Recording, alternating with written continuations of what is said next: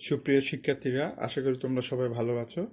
আজকে আমরা পঞ্চম অধ্যায়ের অ্যালগরিদম এবং ফ্লোচার্ট টপিকস নিয়ে তোমাদের সামনে হাজির হয়েছি। এটা খুব ইম্পর্টেন্ট একটা টপিকস পঞ্চম অধ্যায়ের জন্য। এখন আমরা সবাই পাঠ্য বই 402 নম্বর পেজে চলে যাই। অ্যালগরিদম কি? বন্ধুরা, আমি যেগুলো আন্ডারলাইন করেছি, যে লাইনগুলো, সেই লাইনগুলো তোমরা একটু আন্ডারলাইন করে নিবে।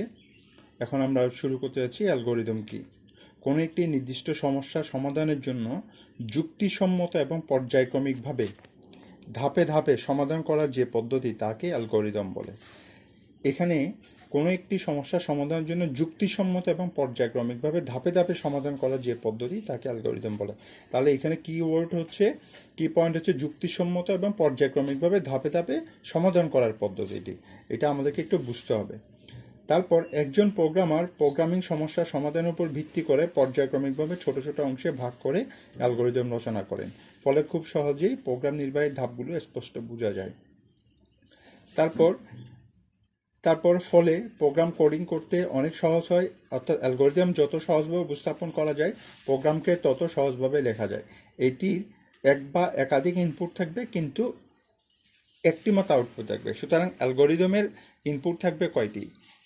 এক বা একাধিক, কিন্তু আউটপুট থাকবে একটি। এখন অ্যালগরিদম করার শর্ত বা নিয়ম: অ্যালগরিদমটি সহজ হতে হবে, সহজবোধ্য হতে হবে, প্রত্যেকটি ধাপ স্পষ্ট হতে হবে যাতে সহজে বোঝা যায়, সসীম সংখ্যক ধাপে ধাপে সমস্যা সমাধান হতে হবে, অ্যালগরিদম ব্যাপকভাবে প্রয়োগ উপযোগী হতে হবে। অ্যালগরিদমের সুবিধাগুলো আমরা একটু দেখে নিই। অ্যালগরিদমের সুবিধা: সহজে প্রোগ্রামের উদ্দেশ্যে বোঝা যায়, সহজে প্রোগ্রামে ভুল নির্ণয় করা যায়, প্রোগ্রামের প্রবাহের দিক বোঝা যায়, জটিল প্রোগ্রাম সহজে রচনা করা যায়, প্রোগ্রাম পরিবর্তন বা পরিবর্তনে সহায়তা করে। এখন বন্ধুরা, আমরা একটু দেখব অ্যালগরিদম যে কিভাবে লিখতে হয়। বন্ধুরা, ধরো আমার একটি সমস্যা হচ্ছে, আমি তো একটা সমস্যা বা একটা কাজ হচ্ছে, হিটার, কেটলি, চিনি, চা, দুধ, পানি, চামচ, কাপ এবং ছাঁকনি দেওয়া আছে। হিটার জ্বালিয়ে চা বানাতে হবে। সমস্যাটি অ্যালগরিদম ফ্লোচার্ট আঁকো। তাহলে এখন আমরা সমস্যাটি অ্যালগরিদম করব। তাহলে অ্যালগরিদম জিনিসটা কি বলছিলাম? অ্যালগরিদম বলেছিলাম যে কোনো সমস্যা সমাধানের জন্য, কোনো একটি নির্দিষ্ট সমস্যা সমাধানের জন্য যুক্তিসম্মত এবং পর্যায়ক্রমিক ধাপে ধাপে সমাধান করার যে পদ্ধতি তাকে অ্যালগরিদম বলে। তাহলে আমাকে এই সমস্যাটি দেওয়া আছে, হিটার, কেটলি, চিনি, চা, দুধ, পানি, চামচ, কাপ, ছাঁকনি দেওয়া আছে। হিটারটি জ্বালিয়ে চা বানাতে হবে। এটা অ্যালগরিদম। অ্যালগরিদম হচ্ছে যে আমার বর্ণনামূলক, যে পর্যায়ক্রমিক এবং যুক্তিমূলক বর্ণনা। তাহলে প্রথমে আমাকে দেখো, প্রথমে এখানে একটা কথা বলেছি, আমি আবার বলছি, যুক্তিসম্মত এবং পর্যায়ক্রমিক ধাপে ধাপে সমাধান করার যে পদ্ধতি। তাহলে এখানে যুক্তিমূলক, দেখো এখানে প্রথম হচ্ছে কেটলিতে পরিমাণ মতো পানি দিয়ে হিটারে বসাতে হবে। হিটারে বসানোর পর হিটারের সুইচটি অন করতে হবে। 3 নাম্বার হচ্ছে যে পানি গরম হলে সঠিক মাত্রায় চিনি, দুধ, চা মিশিয়ে ছাঁকতে হবে। কাপে নিয়ে সরবরাহ করতে হবে। তারপরে কি হতে হবে? কাজটি শেষ হয়ে যাবে। এখানে একটু খেয়াল করো, এখানে যুক্তিমূলক এবং পর্যায়ক্রমিক ধাপে ধাপে সমাধানটা কি। এখানে আমি প্রথমেই কেটলি পরিমাণ পানি নিয়ে হিটারে বসাতে হবে, এটা বুঝলাম। এটার পর কিন্তু আমি কাপে নিয়ে সরবরাহ করতে হবে। 2 নাম্বারে যদি এটা লিখি, 2 নাম্বারে হিটারের সুইচ অন করতে হবে, এটার পরিবর্তে যদি কাপে নিয়ে সরবরাহ করতে হবে। তারপর যদি লিখি যে হিটারে সুইচ অন করতে হবে, পানি গরম হলে তার যে সঠিক মাত্রার চিনি, চা, দুধ মিশিয়ে ছাঁকতে হবে, তারপর শেষ। অথবা এভাবে যদি আমি একের পর যদি 4 লিখি, 4-এর পর যদি মনে করো আমি 5 লিখি, 5-এর পর যদি 2 লিখি, 2-এর পর যদি 3 লিখি, তাহলে এটা অ্যালগরিদম হবে না, কারণ এটা পর্যায়ক্রমিক এবং যুক্তিমূলক বর্ণনা নয়। আশা করি তোমরা বুঝতে পেরেছো। তাহলে যুক্তিমূলক বর্ণনা কি? প্রথমে কেটলিতে পরিমাণ মতো পানি হিটারে বসাতে হবে অবশ্যই। হিটারে বসানোর পর আমার কি করতে হবে? সুইচ অন করতে হবে হিটারের। সুইচ অন করার পর পরিমাণ পানি গরম হলে, পানি যদি গরম হয়, তখন আমরা যদি দেখি তার সঠিক মাত্রায় চিনি, চা, দুধ মিশিয়ে এটা কি করতে হবে? ছাঁকতে হবে। ছাঁকা হয়ে গেলে কাপে নিয়ে, মানে চা হয়ে গেছে, কাপে নিয়ে আমাকে চাটা কি করতে হবে? সরবরাহ করতে হবে। তারপর চাটা সরবরাহ করলে আমার কাজটা শেষ। এটি হচ্ছে আমার অ্যালগরিদম, পর্যায়ক্রমিক বর্ণনার অ্যালগরিদম। আশা করি তোমরা বুঝতে পেরেছ। এখন আমরা চলে যাব ফ্লোচার্ট বা প্রবাহচিত্র। তাহলে ফ্লোচার্ট বা প্রবাহচিত্র কি? কোনো একটি নির্দিষ্ট সমস্যা সমাধানের পর্যায়ক্রমিক ধাপগুলোকে বিশেষ কতগুলো চিত্রের সাহায্যে প্রকাশ করাকে বলা হয় ফ্লোচার্ট বা প্রবাহ চিত্র। তাহলে অ্যালগোরিদমটা ছিল যুক্তিসম্মত এবং পর্যায়ক্রমিক ভাবে আমি কি করি সমস্যার সমাধান করতাম। আর এখানে ছিল এই ধাপগুলোকে, যে যুক্তিসম্মত এবং পর্যায়ক্রমে যে ধাপগুলোকে আমি কতগুলো চিত্রের সাহায্যে প্রকাশ করব, চিত্রের সাহায্যে প্রকাশ করব। তাহলে কোনো সমস্যার সমাধানের পর্যায়ক্রমিক ধাপগুলোকে বিশেষ কতগুলো চিত্রের সাহায্যে প্রকাশ করাকে তাহলে কি বলে, ফ্লোচার্ট বা প্রবাহ চিত্র বলে।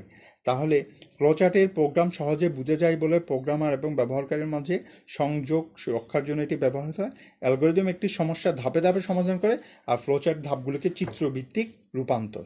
ফ্লোচার্ট হচ্ছে কি, যে ধাপগুলো, ফ্লোচার্ট হচ্ছে ধাপগুলো চিত্রভিত্তিক রূপান্তর। তাহলে আমরা ফ্লোচার্টকে কি বলতে পারি, অ্যালগোরিদমের চিত্রভিত্তিক রূপ। অ্যালগোরিদমের চিত্রভিত্তিক রূপ হচ্ছে যে আমার ফ্লোচার্ট। এখন ফ্লোচার্টের বৈশিষ্ট্য, একটি উন্নত মানের ফ্লোচার্টে নিম্নলিখিত বৈশিষ্ট্যগুলো থাকে। সহজে প্রোগ্রামে, অর্থাৎ সহজ প্রোগ্রামের উদ্দেশ্যে বোঝা যায়। তারপর হচ্ছে যে প্রোগ্রামের ভুল নির্ণয়ে সহায়তা করে, প্রোগ্রাম রচনায় সহায়তা করে, প্রোগ্রামের পরিবর্তনে সহায়তা করে, সহজে এবং সংক্ষেপে জটিল প্রোগ্রাম লেখা যায়। তারপরে ফ্লোচার্ট তৈরি করার কতগুলি নিয়ম আছে। আমি কিভাবে এর ফ্লোচার্টটা করব, ফ্লোচার্ট তৈরি করার নিয়ম। এক নাম্বার হচ্ছে যে ফ্লোচার্ট তৈরি করার জন্য প্রচলিত প্রতীক ব্যবহার করা উচিত। কতগুলি প্রতীক আছে, প্রতীকগুলো ব্যবহার করা উচিত। আমরা কিছুক্ষণ পর পড়ব প্রতীক কী কী। তারপর হচ্ছে যে তীর চিহ্ন দিয়ে উপর থেকে নিচে বা বাম থেকে ডান থেকে প্রবাহ চিত্র দেখানো উচিত। তারপর হচ্ছে ফ্লোচার্ট তৈরি করার সময় সংযোগ চিহ্ন যত কম হয় ততই ভালো। তারপর হচ্ছে যে আমরা পরবর্তী পেজে চলে যাই। 403, ফ্লোচার্ট সহজে বোধগম্য হওয়া উচিত। ফ্লোচার্ট নির্দিষ্ট কোনো প্রোগ্রামের ভাষায় লেখা উচিত নয়। চিহ্নগুলো ছোট বড় হলে ক্ষতি নেই, তবে আকৃতি একই থাকতে হবে। এটা কিন্তু এমসিকিউর জন্য ইম্পর্টেন্ট। চিহ্নগুলো ছোট বড় হলে ক্ষতি নেই, তবে আকৃতি একই থাকতে হবে, একই থাকতে হবে, এবং প্রয়োজনে চিহ্নের সাথে মন্তব্য দিতে হবে। তারপর হচ্ছে ফ্লোচার্টের প্রকারভেদ। ফ্লোচার্টকে আমরা সাধারণত দুই ভাগে ভাগ করি, যেমন হচ্ছে সিস্টেম ফ্লোচার্ট, প্রোগ্রাম ফ্লোচার্ট। আমরা সিস্টেম ফ্লোচার্ট এবং প্রোগ্রাম ফ্লোচার্ট, আমরা প্রোগ্রাম ফ্লোচার্ট সম্পর্কে পড়ব। এটার জন্য আমরা 404 নাম্বার পেজে চলে যাব। দেখো 404 নাম্বার পেজ, এখানের মধ্যে কতগুলো প্রোগ্রাম ফ্লোচার্ট। প্রোগ্রাম ফ্লোচার্টে প্রোগ্রামের বিভিন্ন ধাপে বিস্তারিত বিবরণ চিত্রের মাধ্যমে প্রদর্শিত করাকে প্রোগ্রাম ফ্লোচার্ট বলে। হ্যাঁ, তারপরে হচ্ছে যে এই প্রোগ্রাম ফ্লোচার্টে এই চিহ্নগুলো আমার ব্যবহার হয়। যেমন কোনো একটা কাজ, এটা হচ্ছে যে এই চিহ্নটা হচ্ছে শুরু বা শেষ, এটা হচ্ছে যে সিদ্ধান্ত, এই চিহ্নটা হচ্ছে ইনপুট আউটপুট, এটা হচ্ছে প্রবাহের দিক, এই চিত্রটা হচ্ছে প্রক্রিয়াকরণের, এখানে পেন্সিল দিয়ে দাগ দিয়েছি। এখানে হচ্ছে এই চিত্রটা হচ্ছে পূর্ব নির্ধারিত প্রক্রিয়া, এটা হচ্ছে সংযোগ, আর এটা হচ্ছে টিকা। আসো বন্ধুরা, এখন একটু ডিটেলস সম্পর্কে আমরা দেখি। এখন দেখো আমরা যাচ্ছি টার্মিনাল প্রতীক, যেটা হচ্ছে যে শুরু, এবং এটি একটি ডিম্বক বা ওভাল আকৃতিক। এটি প্রোগ্রামের শুরু এবং শেষ নির্দেশ করে চিত্রটি। হ্যাঁ, এরকম অথবা এরকম ওভাল আকৃতির বা ডিম্ব আকৃতির চিহ্ন, এটি প্রোগ্রামের শুরু এবং শেষ, প্রোগ্রামের শুরু এবং শেষ নির্ণয় করে। একটি প্রোগ্রামে একাধিক বা টার্মিনাল চিত্র ব্যবহার হতে হবে। তাহলে প্রোগ্রামের প্রথম একটা শুরু থাকবে, একটি শেষ থাকবে। শুরু এবং শেষের জন্য এই ডিম্বক আকৃতি বা ওভাল আকৃতির চিহ্নটি ব্যবহার হবে। তারপর হচ্ছে স্যার আমার এই সামান্তরিক চিহ্নটা, এটা গ্রহণ এবং নির্গমন প্রতীক, অর্থাৎ ইনপুট আউটপুটের সিম্বল, ইনপুট আউটপুটের সিম্বল। তাই সামান্তরিক আকৃতির প্রতীককে গ্রহণ নির্গমন প্রতীক বলে। এর সাহায্যে প্রক্রিয়াকরণের জন্য ইনপুট চাওয়া হয় এবং প্রক্রিয়াকরণের শেষে ফলাফল প্রদর্শন করা হয়। প্রক্রিয়াকরণ প্রতীক, এটা হচ্ছে প্রসেস সিম্বল। আয়তাকার আকৃতির প্রতীকেই প্রক্রিয়াকরণ প্রতীক। প্রক্রিয়াকরণের কাজ কী রকম হবে তা নির্দেশের জন্য এ প্রতীক ব্যবহার হয়। তাহলে এই আয়তাকার চিহ্নটি কিসের জন্য, প্রক্রিয়াকরণের। এটা এমসিকিউতে জন্য খুব ইম্পর্ট্যান্ট, এবং আমরা যখন ফ্লোচার্ট করবো এই চিত্রগুলি কিন্তু খুব আমাকে জানতে হবে। তারপর হচ্ছে সিদ্ধান্ত প্রতীক, হীরক আকৃতির প্রতীককে বা ডায়মন্ড, হ্যাঁ, আকৃতির প্রতীক হচ্ছে সিদ্ধান্তের প্রতীক। এটি সর্বদা একটি প্রশ্ন করে থাকে, যার দুটি সম্ভাব্য প্রশ্ন হ্যাঁ বা উত্তর না থাকে। উত্তরের উপর নির্ভর করে ফ্লোচার্টকে দুভাগে বিভক্ত করা যায়। তা হ্যাঁ অথবা না, দুভাগে বিভক্ত। এবার এই চিহ্নটা হচ্ছে প্রবাহের দিক, ফ্লো লাইন সিম্বল। তীর চিহ্ন বিশিষ্ট সরলরেখা প্রবাহ দিক প্রতীক হিসেবে ব্যবহৃত হয়। তীর চিহ্ন প্রোগ্রামে ব্যবহারের পথকে নির্দেশ করে। এটি অপারেশন চালিয়ে যাওয়ার পর পরবর্তীতে কোথায় যেতে হবে তা নির্দেশ করে। আরেকটা হচ্ছে সংযোগ প্রতীক, কানেক্টর সিম্বল। তীর চিহ্ন ও বৃত্ত বিশিষ্ট সরলরেখা সংযোগ প্রতীক হিসেবে ব্যবহৃত হয়। যখন একটি বড় ফ্লোচার্ট এক পৃষ্ঠায় ধরে না, তখন সংযোগ প্রতীক ব্যবহার করে বাকি অংশ অপর পৃষ্ঠায় আঁকা হয়। তাহলে বন্ধুরা, আবার একটু ওভারভিউ করে দেখো, এটি হচ্ছে শুরু বা শেষ, এটা হচ্ছে যে কি টার্মিনাল প্রতীকটা, শুরু বা শেষ ওভাল আকৃতির চিহ্নটা। তারপর হচ্ছে যে সামান্তরিক আকৃতির যে চিহ্নটা, এটা হচ্ছে ইনপুট আউটপুটের জন্য ব্যবহার হয়। তারপর হচ্ছে স্যার আয়তকার যে চিত্রটা, এটা হচ্ছে প্রক্রিয়াকরণের জন্য ব্যবহার হয়। আর ডায়মন্ডের যে চিহ্নটা বা ডিসিশন, বা ডায়মন্ডের যে চিহ্নটা হিরক আকৃতির, সেটা ডিসিশনে ব্যবহার হয়। তারপর হচ্ছে হচ্ছে যে আমার এই যে সংযোগ প্রতীক কানেক্টর চিহ্নটা, যেটা হচ্ছে যে বৃত্ত বিশিষ্ট চিহ্ন, এটাকে সংযোগ প্রতীক বলা হয়। আর এটা হচ্ছে যে ডেটা প্রবাহে, এই চিহ্নগুলোই আমার সাধারণত আমার ফ্লোচার্টে ব্যবহার হয়। তাহলে বন্ধুরা আমরা বুঝতে পেরেছি। এখন আমরা একটি উদাহরণের সাহায্যে কীভাবে অ্যালগরিদম এবং ফ্লোচার্ট লিখব, শুধু আজকে একটা উদাহরণের মাধ্যমে এটা আমরা দেখব। এখানে বন্ধুরা দেখো, এখানে হচ্ছে যে তোমরা দেখো, এখানে হচ্ছে যে ব্যবহারকারী পদ্ধতি দুটি সংখ্যা যোগ করা অ্যালগরিদম এবং ফ্লোচার্ট, এভাবে আমাকে প্রশ্ন দিতে হবে, অর্থাৎ দুটি সংখ্যা যোগ করা অ্যালগরিদম এবং শুরু। তাহলে প্রথমেই খুব ভালোভাবে খেয়াল করো, প্রথমেই অ্যালগরিদম ফ্লোচার্ট দুইটা পাশাপাশি লিখতে গেলে এইভাবে আমাকে লিখতে হবে। প্রথমে ধাপ 1, প্রোগ্রামটা শুরু করতে হবে, অবশ্যই প্রোগ্রামটা শুরু করতে হবে। এটা হচ্ছে যে শুরুর চিহ্ন। হ্যাঁ, এটা কিসের চিহ্ন? এই এই চিহ্নটা, ওভাল আকৃতির চিহ্নটা আমরা দেখেছি শুরুর চিহ্ন, স্টার্টের চিহ্ন। তারপরে আমাকে শুরু করার পর আমাকে দুইটা সংখ্যা অবশ্যই লিখতে হবে। ইনপুট হিসেবে এ ও বি দুটি চলকের মান গ্রহণ করি, তাহলে দুটি সংখ্যা বললো, তাহলে এ ও বির মান চলক গ্রহণ করতে হবে। এটা হচ্ছে ইনপুটের চিহ্ন। এটা কিসের চিহ্ন বলেছিলাম? এটা হচ্ছে ইনপুটের জন্য। এটা এটা হ্যাঁ। তারপরে বন্ধুরা এইটা এই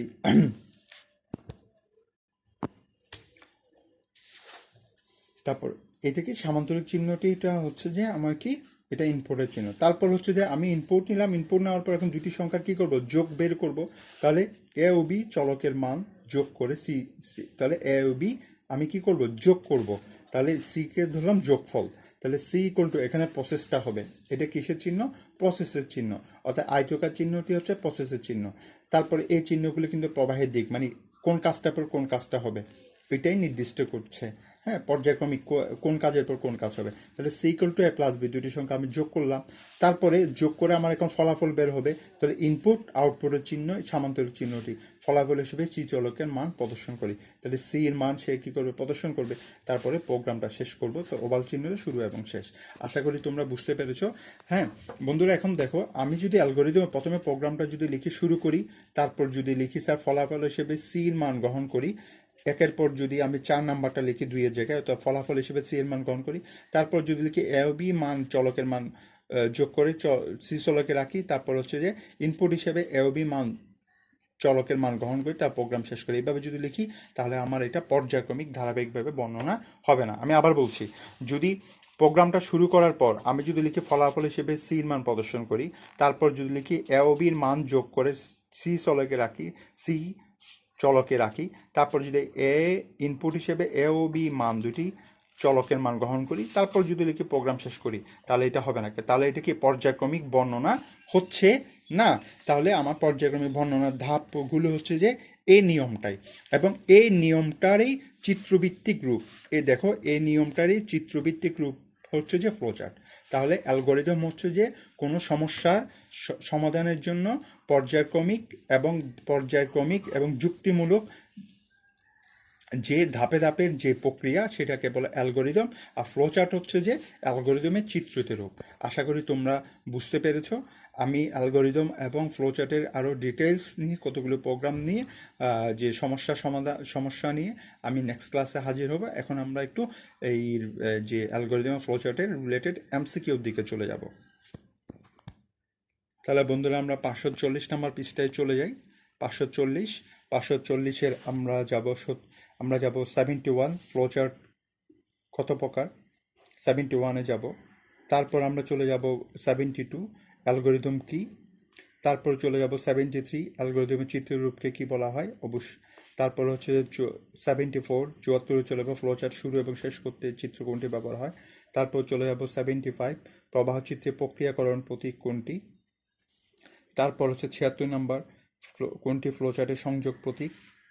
হ্যাঁ, তারপর আমরা এই হচ্ছে যে আমার হচ্ছে যে 540 নাম্বার পৃষ্ঠায় এগুলোই হচ্ছে আমার এমসিকিউ। এগুলো তোমরা নিজেরা প্র্যাকটিস করে বইয়ের পেছন থেকে আনসার থেকে তোমরা মিলিয়ে নিবে। এখন আমরা জ্ঞানমূলক প্রশ্নে চলে যাব। জ্ঞানমূলক প্রশ্নের জন্য 555 নাম্বার পৃষ্ঠায় আমরা চলে যাচ্ছি। আমরা এখানে দেখো বন্ধুরা 22 নাম্বার টা দাগাবে অ্যালগরিদম কাকে বলে, দেখো এটা দিনাজপুর বোর্ডে এসছে। তারপরে হচ্ছে আরেকটি হচ্ছে সুডোকোড কি, এটাও বোর্ডে এসছে। আচ্ছা, এখন হচ্ছে সুডোকোডটা একটু বাকি আছে, সুডোকোড কি তোমাদেরকে একটু দেখাবো। সুডোকোড কি আমরা একটু 406 নাম্বার পৃষ্ঠায় চলে যাই। সুডোকোড কি? সুডোকোড হচ্ছে যে সুডো একটি গ্রিক শব্দ যার অর্থ ছদ্ম বা সত্য নয়। প্রোগ্রামের ধরন এবং কার্যাবলী তুলে ধরার জন্য প্রোগ্রামের মতো কিন্তু প্রোগ্রামিং নয় এমন কিছু সংখ্যক নির্দেশ বা কোড বা স্টেটমেন্টের সমাহারকে সুডোকোড বলে। এটি প্রোগ্রাম ডিজাইনের পূর্ববর্তী ধাপ হিসেবে ব্যবহৃত হয়। সুডোকোডের মাধ্যমে সহজ ইংরেজি ভাষায় প্রোগ্রামের বিভিন্ন ধাপ বর্ণনা করা হয় যাতে কোনো প্রোগ্রামিং ভাষায় কোডিংয়ের মতো না হয়। তাহলে সুডোকোড কি? সুডোকোড হচ্ছে যে প্রোগ্রামের ধরনের কার্যবলী তুলে ধরার জন্য প্রোগ্রামিংয়ের মতো কিন্তু প্রোগ্রামিং নয় এমন কিছু নির্দেশ বা কোড স্টেটমেন্টের ব্যবহারকে সুডোকোড বলে। অর্থাৎ কিছু ছদ্ম বা সত্য নয়, ছদ্ম এটা কিছু ছদ্মর কোড, ছদ্ম টাইপের কিছু সংখ্যক নির্দেশ বা কোড। এখানে দেখো এটা যেমন ধরো এই সুডোকোডটা হচ্ছে যে এইরকম। যেমন ধরো এখানে আরেকটি লাইন আছে, এটা একটু দেখে নেবে। সুডোকোডকে অনেক সময় অ্যালগরিদম বিকল্প হিসেবে বিবেচনা করা হয়। যেমন ধরো এখানে আমরা স্টার্ট লিখি, কিন্তু এখানে ধাপ start input X Y Z তিনটি সংখ্যার যোগ গড় নির্ণয়ের জন্য সুডোকোড হচ্ছে। তারপর টোটাল এক্স ওয়াই তিনটি সংখ্যা আমরা যোগ করলাম, যোগ করার পর average total divide by 3 output average, তারপরে এন্ড কাজটা শেষ করলাম। এটা হচ্ছে দেখো অ্যালগরিদম যেভাবে লিখেছি সেটা সেইভাবে নয়, অর্থাৎ অ্যালগরিদমের মতোই বিকল্প হিসেবে এটা ব্যবহার করা হয়। তাহলে তারপর হচ্ছে স্যার বন্ধুরা অ্যালগরিদম ও ফ্লো চার্টের পার্থক্য, এটা কিন্তু খুব ইম্পর্টেন্ট। এই পার্থক্য চার্টটা তোমরা পড়ে নিবে। এখানে দেখো 1 নম্বর, যে পদ্ধতিতে পর্যায়ক্রমিক ধাপে ধাপে অগ্রসর হয়ে কোনো একটি নির্দিষ্ট সমস্যার সমাধান করা হয় তাকে অ্যালগরিদম বলে। আর যে পদ্ধতিতে চিত্রের সাহায্যে কতগুলো চিত্র ব্যবহার করে সমস্যার ধারাবাহিকভাবে সমাধান করা হয় তাকে ফ্লোচার্ট বলে। 2 নম্বর হচ্ছে ফ্লোচার্ট, 2 নম্বর হচ্ছে এটি বর্ণনামূলক, আর ফ্লোচার্টের 2 নম্বর হচ্ছে চিত্রভিত্তিক। এটা আমরা জানি। এর দ্বারা প্রোগ্রাম বোঝা কঠিন, এর দ্বারা প্রোগ্রাম বোঝা কি সহজ, কারণ এটা চিত্রভিত্তিক বলে। প্রোগ্রাম প্রবাহের দিক বোঝা যায় না, কিন্তু এটা প্রোগ্রামের প্রবাহের দিক বোঝা যায়। আমরা দেখেছি প্রোগ্রাম প্রবাহের দিক বোঝা যায়। একটু দেখি, এটা হচ্ছে প্রোগ্রামের প্রবাহের দিক, ঠিক না? এটা হচ্ছে প্রোগ্রামের প্রবাহের দিক। আচ্ছা, তারপর হচ্ছে যে ভুল ত্রুটি দূর করা কঠিন অ্যালগরিদমে, আর হচ্ছে যে ফ্লোচার্ট হচ্ছে ভুল ত্রুটি দূর করা সহজ। তাহলে বন্ধুরা এগুলো দেখে নিবে। আজকে এ পর্যন্তই। তাহলে নেক্সট ক্লাসে তোমাদের সাথে অ্যালগরিদম ফ্লোচার্টের ডিটেলস নিয়ে কথা হবে, এবং তোমরা একটু কষ্ট করে আবারও অ্যালগরিদম ফ্লোচার্ট করতে গেলে এই চিত্রগুলো তোমাদেরকে একটু মনে রাখতে হবে। এই চিত্রগুলো তোমরা একটু মনে রাখবে এবং বাসায় প্র্যাকটিস করবা। তাহলে এই কথা বলে আজকে এখানে শেষ করছি। সবাই ভালো থাকবে, সুস্থ থাকবে।